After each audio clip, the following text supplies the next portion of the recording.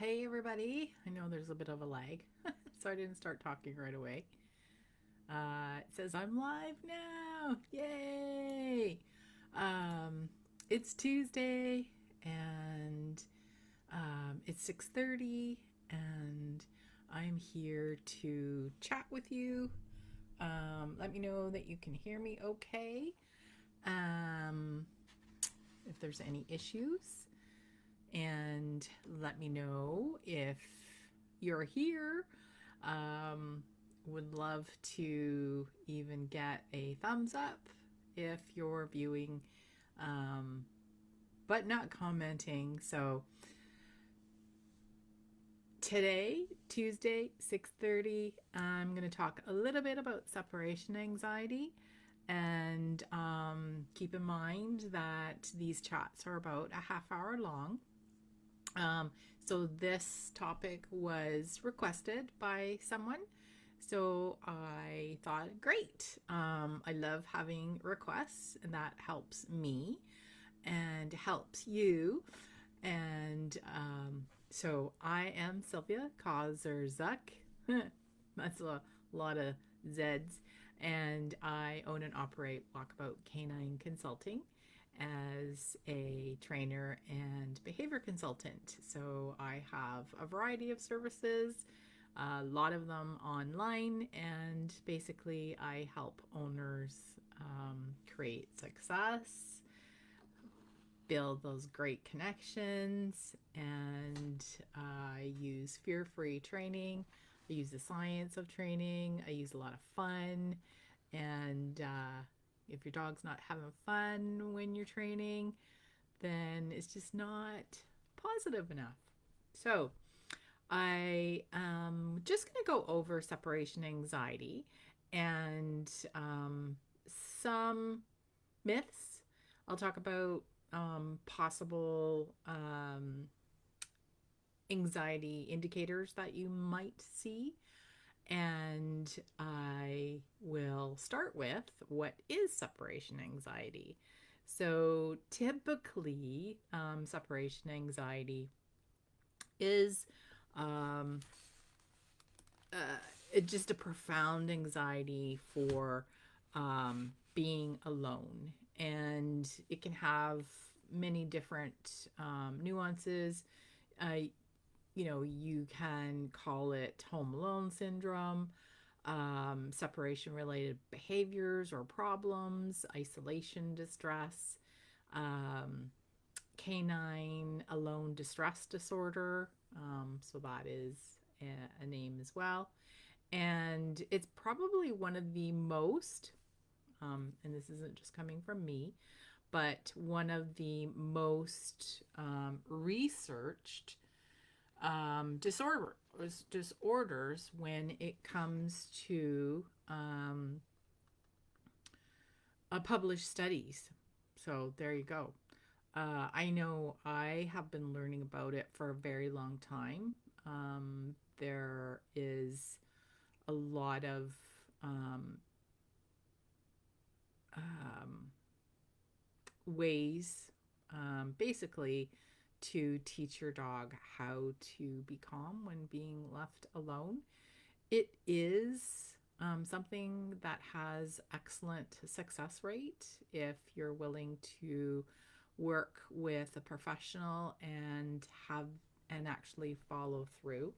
So that is always good news for owners that have dogs with separation anxiety, because it can be really, really upsetting for the owner, and obviously for the dog, because the dog is essentially suffering emotionally. So that is for sure a welfare issue. So let me know what you think. And I'm going to um, start with some myths about what can contribute to separation anxiety. So you'll be happy to hear what the myths are and what doesn't contribute to separation anxiety. So we can all go, it's okay. I can keep letting my dog sleep in the bed with me. So that is not uh, a precursor to your dog getting separation anxiety. So, whew, good news on that one, right? Um, Feeding your dog from the table, not that, well, anyway, if you want to teach your dog to beg, that's okay. And nor does history of abuse predict that your dog will get separation anxiety. Taking your dogs with you on trips and errands, that's a myth as well. So just because you do that does not mean that your dog will get separation anxiety. Failure to do obedience training. So obedience training does not contribute, nor does it actually help with any kind of behavior modification. So, failure to be your dog's pack leader. So, hopefully, you guys here don't follow that myth. That's a really old myth. You still get to celebrate your dog's birthday. So, that has nothing to do with contributing to any kind of separation anxiety that your dog may be experiencing. And talking to your dog, that does not contribute. Lack of structure or discipline does not contribute to separation anxiety, although, some structure is always a good idea. It's good for all of us. Improper crate training. So this is a big one that's been out there for a really long time. So if your dog is not crate trained, it doesn't mean that it will get separation anxiety. And actually using a crate in any kind of behavior modification plan is not part of it. So that will just adds to the stress if your dog's not used to being in the crate, which kind of makes sense, right? Um, you know, so it's not caused if you spoil your dogs. We all spoil our dogs. I mean, they are social animals. We get them because we want them. I think most of us, I mean, we get a dog. We want that dog to be a companion, right? Um, who here got, who here, tell me the reason why you got your dog. I would love to hear from you. It's pretty quiet. I know it's nice out there, and maybe everybody is busy. I'm hoping that some of you will catch this on replay. If you do, hashtag replay. I would really appreciate it because that helps me know when I have others that are actually listening to the lives. Yeah, companionship, Amanda, for sure. Um, you know, they're just really a really cool species. They're social. They love companionship as well. And yeah, and probably one of the things that that we certainly should look at. I mean, we live very different lives than perhaps our parents lived a really long time ago where there was always somebody at home. Now dogs are being left alone more and longer, which isn't really, that's not what dogs are about, being left for such um, long periods of time. So, some other myths that are out there is separation anxiety is not treatable, and it definitely is if you're working with, a professional that knows what they're doing. Dogs, they're not doing it out of spite, and if that's what you thought before, that's okay. The thing is that the more you know, the more you learn, the better you can be for your dog. So there's nothing wrong with, perhaps having some thoughts about different things that are, don't just are myths, and you thought they were true, and that's fine because the more we learn, the better we can do. And, that's perfect for that. So, some people say only rescue dogs get separation anxiety. I know, like I say, I know probably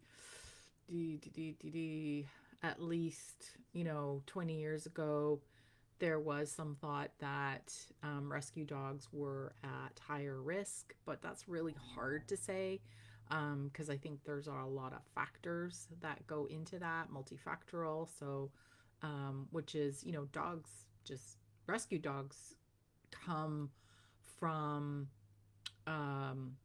so many different environments. So you can't really say that. Um, you know, Giving your dog more exercise is not going to help cure it. So getting another dog isn't going to fix it. That is a really big common myth that that I hear, and people who have a dog that have separation anxiety, are determined to get another dog. You know, if it helps, that was just a whack-a-mole game, and you managed to hit you managed to hit the right spot, but it's not been determined that is a fix. Um, and you want to make sure that you never punish your dog. Nope, pure bird race from a puppy. Yeah. Um, so um, you never want to punish your dog when you come home and you see that, the potential anxiety indicators, like when you come home, you might see that. You don't want to punish because the dog doesn't know that they've done anything wrong. And what you want to remember is that your dog experienced some profound anxiety. And punishing anxiety does not cure it, despite of things that you might be seeing on the internet.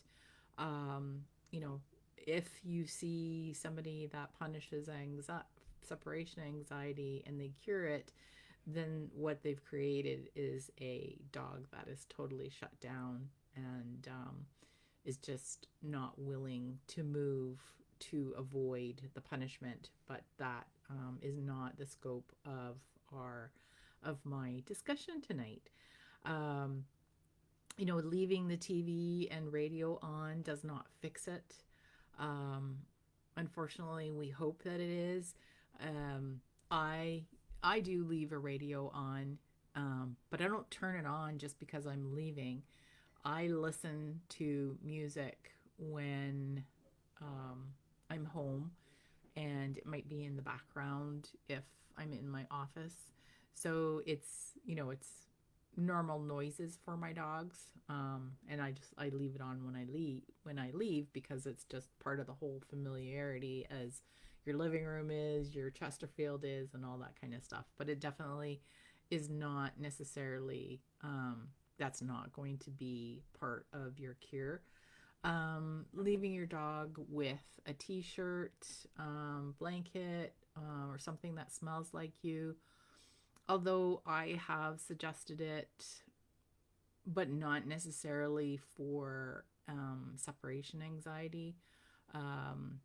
It is comforting to dogs, but and you certainly can do that if your dog is not experiencing separation anxiety. I mean, I know, lots of owners report that, they like to go on, if you take your clothes off and it's still on the bed or still on the floor, that your dog likes to curl up. And yeah, they probably, like to be close to your smell.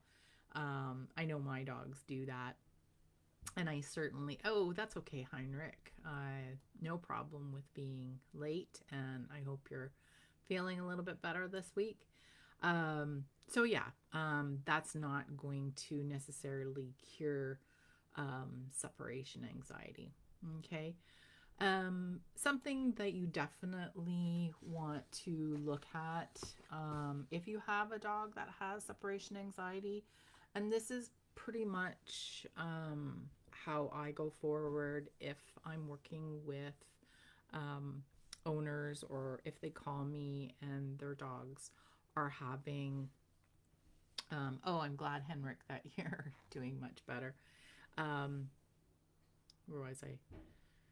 Yeah, so if I am working with um, owners and dogs and I'm hearing about, you know, new behaviors out of the norm, I even still recommend it if, there's a puppy that you want to rule out medical conditions, because behavior and medical conditions go hand in hand.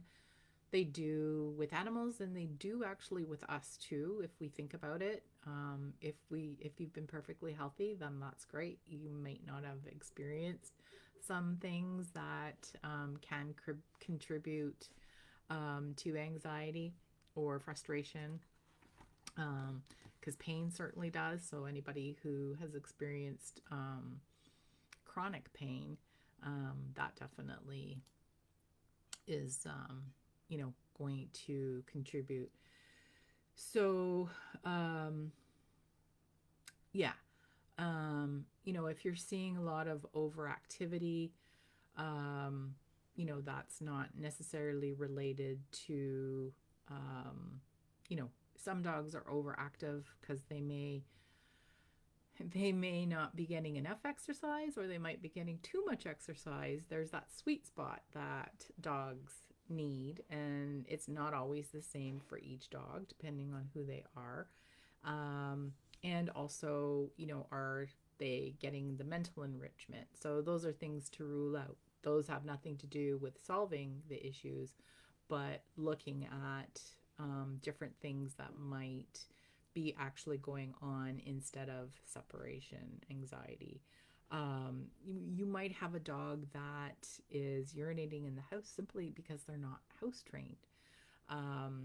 So that definitely is not indicative of necessarily separation anxiety. Maybe it's a young dog who's just not getting enough oral stimulation as far as chewing.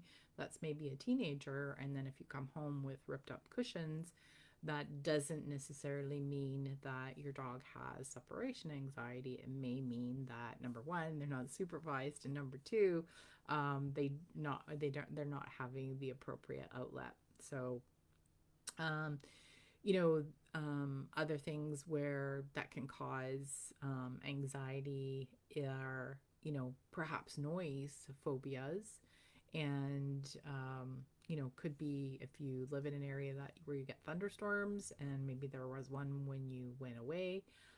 Maybe your dog has some noise phobias.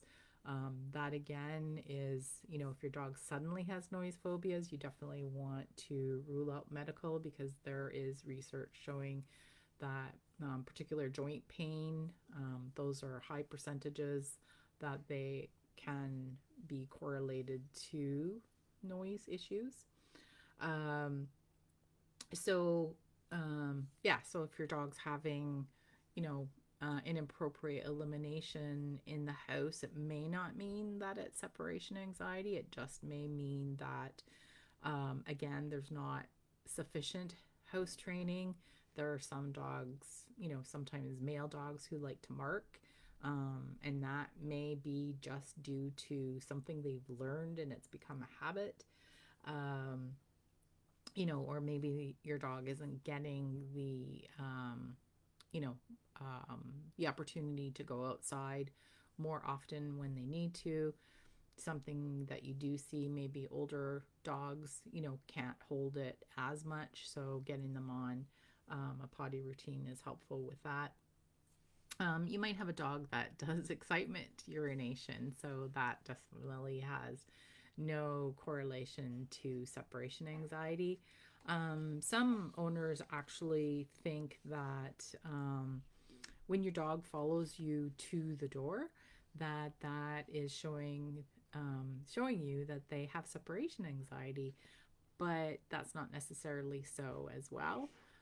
You might be looking at, it depends. I have one dog who doesn't follow me to the door, and I have another dog who does, because he's like, are you going somewhere? Am I coming with you? Or they just do. And some dogs just follow you to the door, and they're calm, cool, and collected. And Once you're gone, they may watch you through the window to see that you're going away. That does not mean they have a separation anxiety. And then after a couple minutes, they go, okay, I'm grabbing my toy and I'm going to go over where my bed is. So, yeah, that is not necessarily indicative of separation anxiety. You know, if your dog's really exuberant when you come home, that as well doesn't mean that they have separation anxiety. I mean, the best way to rule stuff like that out is where you actually want to videotape your dog and see what's going on when you leave. Not every dog, there's no template for every dog. It can be very, very different. They may display differently, they may display the anxiety immediately. They may actually only display maybe after a couple of minutes or more, so that the anxiety doesn't start as soon as the door closes. For some dogs, it is. And that's why working with a professional who can analyze and actually look at, you know, what's going on when you're leaving, um, you know, in regards to you leaving, barking and pacing here. Yeah, so those are, you know, those can be symptoms. And again, you know, taking video and when you're not there, being able to watch the video, because you never really want to push your dog past threshold. And for those of you who don't know what threshold means, it's like that line in the sand. It's like, okay, I can go up to the line or just under the line. I'm okay. Yeah, I can do it. I can do it. But it's like, you know, you're like, I'm not stepping over that line. I can't. I can't. And, you know, that's probably the best way to describe for me threshold. So, you know, if you're going to test, you do want to look at, you know, what's happening. If your dog is experiencing the anxiety, like there's different phases, you, you know, you don't want to continue leaving them for that amount of time, because it will never get better, and you're just constantly putting them in that that anxiety. So, yeah, so there's lots of symptoms, you know, the barking, howling, whining. There can be pauses in between. Just because there's a pause doesn't mean it's like, oh, see, it's not. Definitely can be trembling, shaking, um, you know, clinging to the owner, meaning like they're grabbing onto the owner as they're leaving, which is very different than following you to the door. You may see them doing some lip licking. Some of the anxiety indicators might seem not that bad, but if you're trained and you really understand anxiety behaviors, you can look at that. You know, sometimes dogs just freeze. Um, they may actually try to escape. Sometimes, you know, they may try to, and not necessarily indicative of separation anxiety. Some dogs are door rushers, and you know, they may have a furrowed brow, so that's anxiety. They might hide, hyper salivation, you know, hyper vigilant, um, mouth pursed really tight. That's usually anxiety.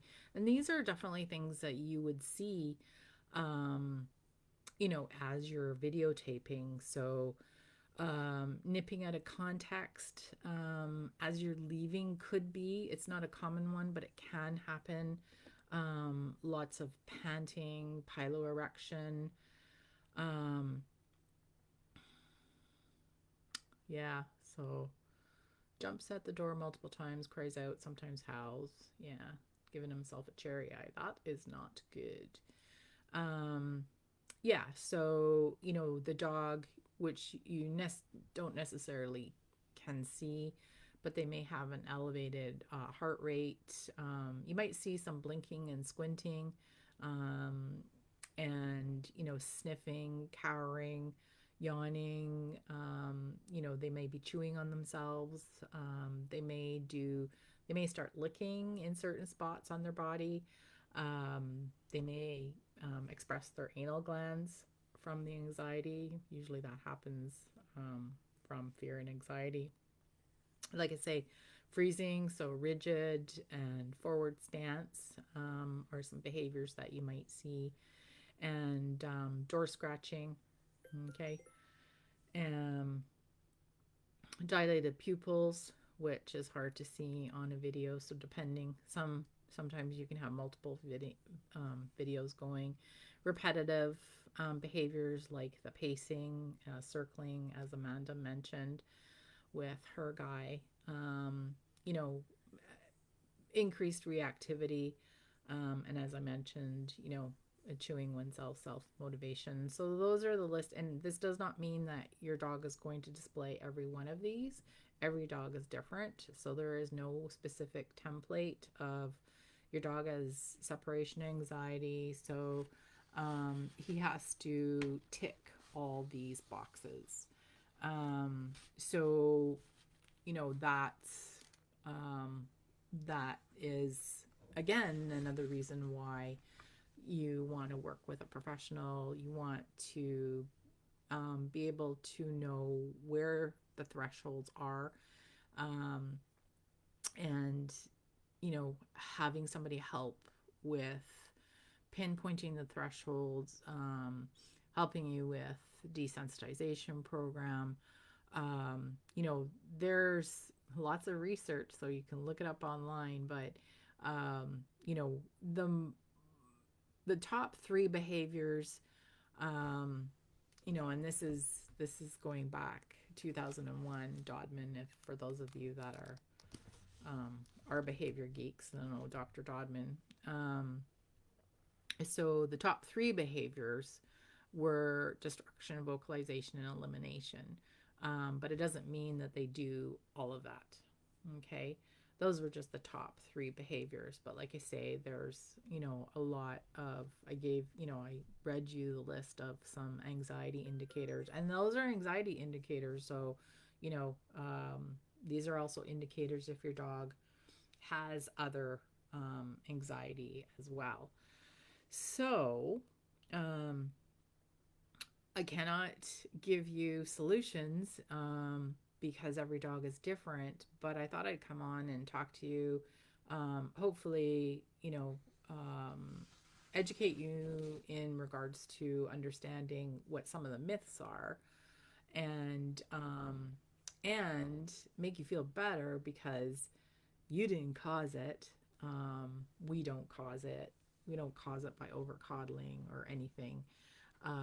And my training a long, long time ago. So I mean, my learning is from a lot of great experts, but um, it's something that has always stuck with me. Um, I did some learning under Jean Donaldson, and the biggest message that she always gave her students were it doesn't matter about the why. We can get really hung up on the whys, and what we want to focus on is, changing the behavior, which is possible and doable, and devising a plan specific to your dog is, that is going to help them, because separation anxiety, is a welfare problem, and we don't want our dogs suffering, and they're social species, so we want them to be okay with being left alone because it is a fact of life. I don't think that they're a species that were meant to be left alone for 8 or more hours a day. That's just not who they are. But yeah, so I don't know if this was helpful for you. Like I say, this was a topic that was picked. I can say that if you want to have really good results, that you need to um, not leave your dog alone. And that is where, then, if you have somebody that is going to devise a desensitization program, that is how you will get the best success, is stopping all your departures. So because every time you leave, you're putting your dog back in there, so they're constantly re-experiencing that. And if it's really really bad, where your dog is um, you know really has a lot of anxiety, you can look at medication. It depends on whether your dog needs that medication. Maybe they do, and maybe they have some other anxieties that, I'm not going to say go along, but putting them in a place where they can actually learn is very, very, very helpful. It's done in human psychology, so our brains and dogs' brains cannot learn if they're in a constant state of anxiety. So that might be something, and medications can only be, suggested.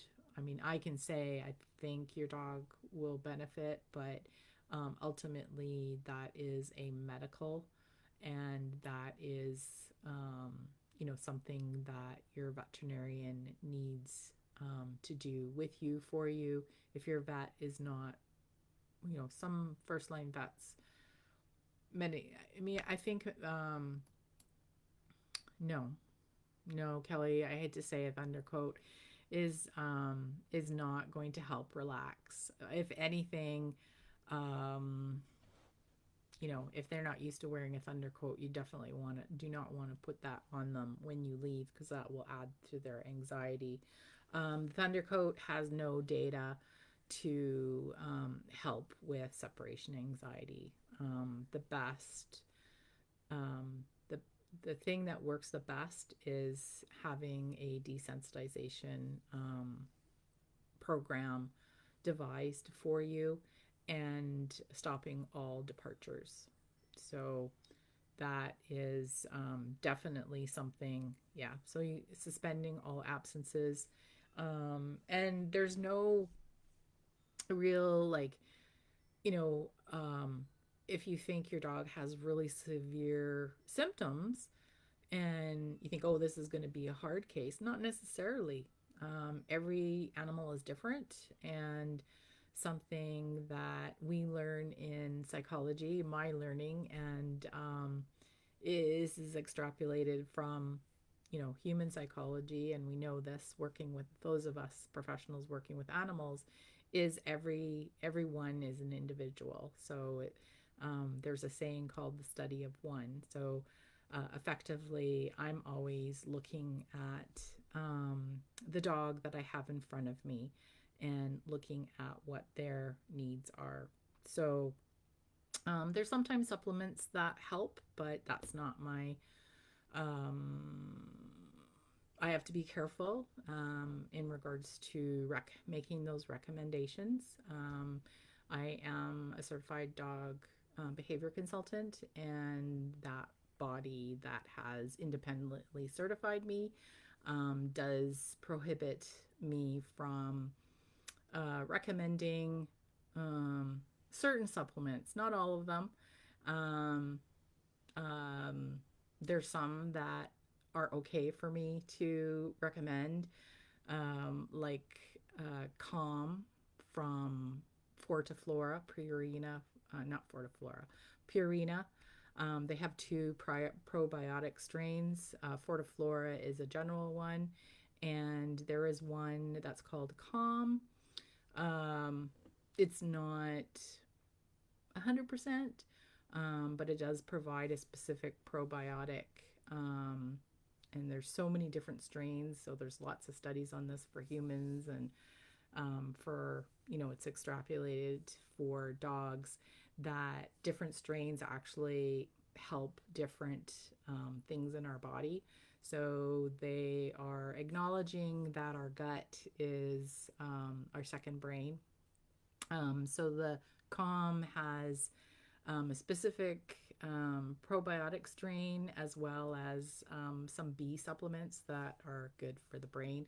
But I can't say that that is going to necessarily, um, be a cure for your dog's separation anxiety. If they tend to have other anxiety, then it might be something that you want to consider. If it's just, you can have a dog that's really well trained, but still has separation anxiety. And that's why, obedience training, I don't use that word too much, but, if your dog is really good at, life skills and learning and everything, it doesn't prohibit them from, having separation anxiety. So, yeah.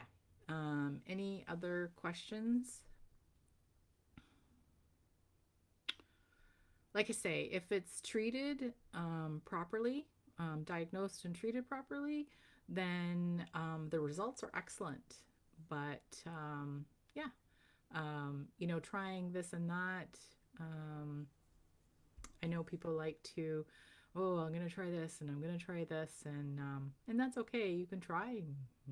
It's a stab in the dark, but overall, you do definitely want to work with a professional. There's lots of research. I have some data right here, actually. Um, so, over 70 to 20% of dogs in the US suffer from separation anxiety. That's coming out of Lilly Animal Health in 2007. Um, Here it says research suggests 80% of dogs left home alone in the UK suffer from separation anxiety. 50 to 56% of the whole dog population may display clinical symptoms of separation related problems at some point in their life. That's coming from Bradshaw O2. Um, Separation anxiety is one of the most common canine behavior problems and is diagnosed in 20 to 40% of dogs, referred to animal behavior practices in North America. So, and like I say, this has probably been one of the most discussed behavior issues, um, and has the most published studies. So, um, they've been talking about this for a really long time in behavior. I know all the symposiums that I've gone to, this was always a topic. So, um, yeah, so that was my chat for this evening. I did most of the chatting. We had some great comments and questions. So, Kelly, that's a really good question with the Thunder Coat. Um, and I know people hope that that helps, but that's a tactile thing, so it's not necessarily going to work as a phobia. There really is not a lot of um, good data showing that thunder coats are effective. Um, Not to say that it can't be a benefit for some tactile, if your dog has some, touch sensitivities, but that's probably not the place where you want to start. Um, I got separated. I went out to my dogs for an hour. Yeah, I know. It's like, oh, we got to get home to the dogs. That's just being a good pet parent when you don't want to leave them too long. So yeah, we're always like, okay, we can go this long, and we know if we're going over a certain amount of time, we call the pet sitter to come and let them out for their potty, and or a neighbor. We've got some really awesome senior neighbors. Anytime you need your dogs let out, which is always really helpful. So yeah, so Amanda, you're live streaming straight to your phone, so that's great that it works. But then the most important thing is to really analyze what what you're seeing there. So it's been 39 minutes. If anybody has any questions, I really appreciate and I'm grateful for you joining me tonight. It is a beautiful evening here, and hopefully, we just finished a long weekend where we are, so it was really good. Had some nice relaxing time. I did do some office work yesterday because I kept saying there was supposed to thunderstorm, but it never happened. So, but yeah, so back to work today. And I really appreciate for being here. If you have any other questions, yeah, you're welcome, Amanda. Don't hesitate to post them in this thread. And if you're watching the replay, hashtag replay. And everybody stay safe and happy training with your dogs and stay safe. And yeah, you're welcome, Henrique. Thank you for joining. So I'll say goodnight and take care.